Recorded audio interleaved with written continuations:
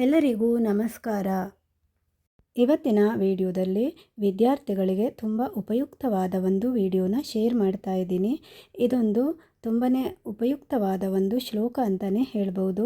ತುಂಬ ಜನ ವಿದ್ಯಾರ್ಥಿಗಳಿಗೆ ಪರೀಕ್ಷೆ ಈಗ ಹತ್ತಿರ ಬರ್ತಾ ಇದೆ. ಹಾಗಾಗಿ ಅವರು ಓದಿದ್ದನ್ನು ಮರೆತು ಹೋಗಿಬಿಡ್ತಾರೆ. ಆದರೆ ಈ ಶ್ಲೋಕವನ್ನು ಕೇಳುವುದರಿಂದ ಅವರಿಗೆ ಪರೀಕ್ಷಾ ಸಮಯದಲ್ಲಿ ಯಾವುದೇ ತೊಂದರೆಗಳು ಉಂಟಾಗುವುದಿಲ್ಲ. ಅವರಿಗೆ ಪರೀಕ್ಷೆಯಲ್ಲಿ ಅವರು ಓದಿದ್ದು ಖಂಡಿತವಾಗಿಯೂ ನೆನಪಿಗೆ ಬರುತ್ತದೆ. ಆದರೆ ನೀವಿಲ್ಲಿ ಪರೀಕ್ಷೆಗೆ ಓದುವುದಕ್ಕಿಂತ ಮುಂಚೆ ನೀವು ಈ ಶ್ಲೋಕವನ್ನು ಪ್ರತಿನಿತ್ಯ ತಪ್ಪದೇ ಇದನ್ನು ಕೇಳಿ.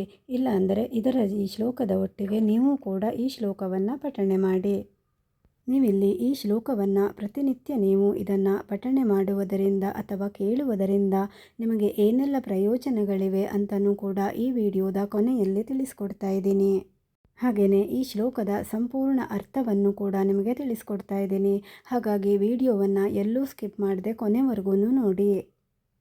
ನೀವು ಈ ವಿಡಿಯೋನ ಸ್ಕಿಪ್ ಮಾಡ್ಕೊಂಡು ನೋಡಿದರೆ ನಿಮಗೆ ಇದರ ಅರ್ಥ ಏನಂತ ಗೊತ್ತಾಗೋದಿಲ್ಲ. ಹಾಗಾಗಿ ಎಲ್ಲೂ ಸ್ಕಿಪ್ ಮಾಡದೆ ಪೂರ್ತಿಯಾಗಿ ನೋಡಿ. ಜ್ಞಾನಾನಂದಮಯಂ ದೇವಂ ನಿರ್ಮಲಸ್ಫಟಿಕಕೃತಂ ಬುದ್ಧಿಧೇಯಂ ಪ್ರಸಾದಯೇತು.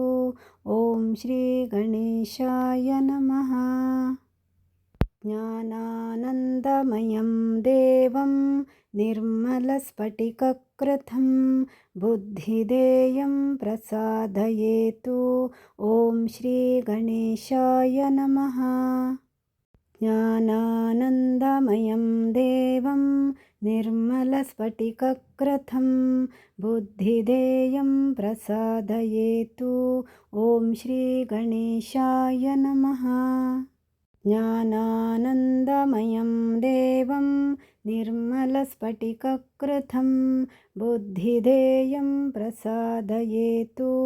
ಓಂ ಶ್ರೀ ಗಣೇಶಾಯ ನಮಃ. ಜ್ಞಾನಾನಂದಮಯಂ ದೇವಂ ನಿರ್ಮಲಸ್ಫಟಿಕಕೃತಂ ಬುದ್ಧಿಧೇಯಂ ಪ್ರಸಾದಯೇತು. ಓಂ ಶ್ರೀ ಗಣೇಶಾಯ ನಮಃ. ಜ್ಞಾನಾನಂದಮಯಂ ದೇವಂ ನಿರ್ಮಲಸ್ಫಟಿಕಕೃತಂ ಬುದ್ಧಿಧೇಯಂ ಪ್ರಸಾದಯೇತು. ಓಂ ಶ್ರೀ ಗಣೇಶಾಯ ನಮಃ. ಜ್ಞಾನಾನಂದಮಯಂ ದೇವಂ ನಿರ್ಮಲಸ್ಫಟಿಕಕೃತಂ ಬುದ್ಧಿಧೇಯಂ ಪ್ರಸಾದಯೇತು. ಓಂ ಶ್ರೀ ಗಣೇಶಾಯ ನಮಃ. ಜ್ಞಾನಾನಂದಮಯಂ ದೇವಂ ನಿರ್ಮಲಸ್ಫಟಿಕಕೃತಂ ಬುದ್ಧಿಧೇಯಂ ಪ್ರಸಾದಯೇತು. ಓಂ ಶ್ರೀ ಗಣೇಶಾಯ ನಮಃ. ಜ್ಞಾನಾನಂದಮಯಂ ದೇವಂ ನಿರ್ಮಲಸ್ಫಟಿಕಕೃತಂ ಬುದ್ಧಿಧೇಯಂ ಪ್ರಸಾದಯೇತು. ಓಂ ಶ್ರೀ ಗಣೇಶಾಯ ನಮಃ. ಜ್ಞಾನಾನಂದಮಯಂ ದೇವಂ ನಿರ್ಮಲಸ್ಫಟಿಕಕೃತಂ ಬುದ್ಧಿಧೇಯಂ ಪ್ರಸಾದಯೇತು. ಓಂ ಶ್ರೀ ಗಣೇಶಾಯ ನಮಃ.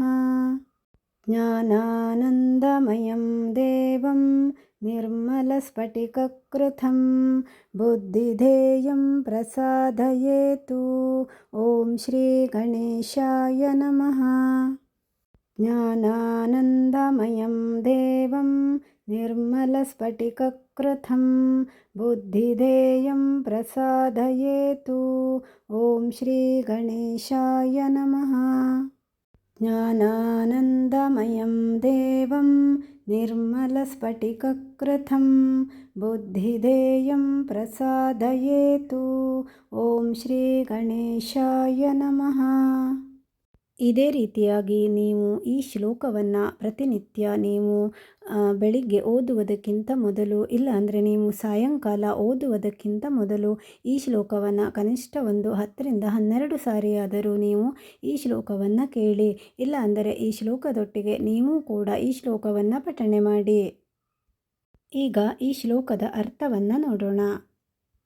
ಜ್ಞಾನಾನಂದದಿಂದ ತುಂಬಿದ ನಿರ್ಮಲ ಸ್ಫಟಿಕದಂತೆ ಶುದ್ಧತೆಯುಳ್ಳ ದೇವರನ್ನು ನಮಸ್ಕರಿಸುತ್ತೇನೆ. ಅವರು ನಮ್ಮ ಬುದ್ಧಿ, ನೆನಪಿನ ಶಕ್ತಿ ಮತ್ತು ಜ್ಞಾನವನ್ನು ಬೆಳಗಿಸಲಿ. ಎಂದು ಹೇಳುತ್ತಾ ಶ್ರೀ ಗಣೇಶನಿಗೆ ನಮಸ್ಕಾರಗಳು.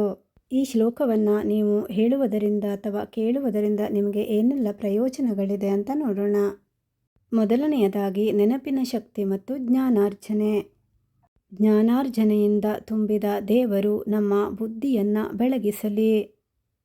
ಪ್ರತಿದಿನ ನೀವು ಈ ಶ್ಲೋಕವನ್ನು ಪಠಿಸುವುದರಿಂದ ಅಥವಾ ಕೇಳುವುದರಿಂದ ನಿಮ್ಮ ನೆನಪಿನ ಶಕ್ತಿ ಕೂಡ ಹೆಚ್ಚುತ್ತಾ ಹೋಗುತ್ತದೆ ಮತ್ತು ನಿಮಗೆ ಇಲ್ಲಿ ಗ್ರಹಿಕೆಯ ಸಾಮರ್ಥ್ಯವೂ ಕೂಡ ಹೆಚ್ಚುತ್ತಾ ಹೋಗುತ್ತದೆ. ಎರಡನೆಯದಾಗಿ ಮನಸ್ಸಿನ ಸ್ಥಿರತೆ ಮತ್ತು ಕೇಂದ್ರೀಕರಣ.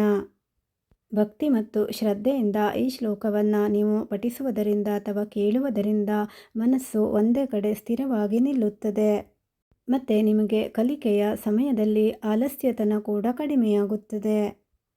ಮೂರನೆಯದಾಗಿ ಬುದ್ಧಿಶಕ್ತಿ ಮತ್ತು ತಾಳ್ಮೆ. ಬುದ್ಧಿದೇಯಂ ಪ್ರಸಾದಯೇತು ಭಾಗವು ಬುದ್ಧಿ ಬೆಳಗಿಸಲು ದೇವರಿಂದ ಆಶೀರ್ವಾದವನ್ನು ಕೇಳುತ್ತದೆ. ಸಮಸ್ಯೆಗಳನ್ನು ಶಾಂತಿಯುತವಾಗಿ ಹಾಗೂ ಜ್ಞಾನಪೂರ್ಣವಾಗಿ ಪರಿಹರಿಸಲು ನೆರವಾಗುತ್ತದೆ.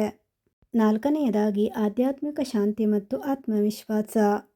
ಈ ಶ್ಲೋಕವನ್ನು ಜಪಿಸುವುದರಿಂದ ಆಂತರಿಕವಾಗಿ ಶಾಂತಿ ಹೆಚ್ಚುತ್ತದೆ. ಪರೀಕ್ಷಾ ಭಯವೂ ಕೂಡ ದೂರವಾಗುತ್ತದೆ.